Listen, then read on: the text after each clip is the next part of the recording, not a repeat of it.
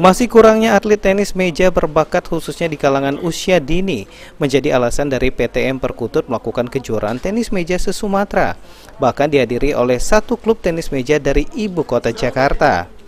Dalam kejuaraan ini pihak panitia membagi dalam kelompok umur mulai dari umur 13, 16 hingga 18 tahun yang dibagi kembali menjadi beberapa kelas mulai dari tunggal dan ganda.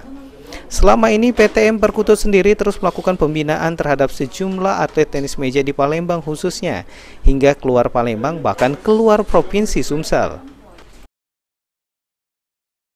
Selama ini kami membina atlet-atlet, ada juga atlet dari Padang dan Pekanbaru yang ikut berlatih di sini.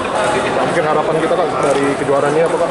Kejuaraan ini semoga atlet-atlet Sumsel dapat bersaing di Sumatera, apalagi kita mengundang tamu dari PTM Arwana Jakarta. Sementara itu, Kadispora Sumsel Rudi Irawan berharap agar kejuaraan tenis meja ini dapat menciptakan bibit muda atlet tenis meja dari Sumsel khususnya, guna ke depan bisa mengharumkan nama Sumsel bahkan merah putih ke kancah dunia.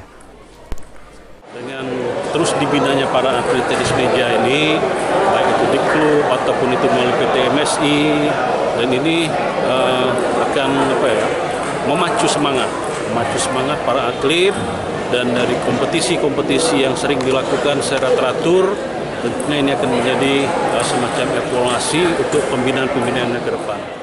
Sejauh ini menurut Rudi, pembinaan tenis meja di Sumsel sendiri cukup baik. Terbukti, kini banyak mulai bibit muda atlet tenis meja.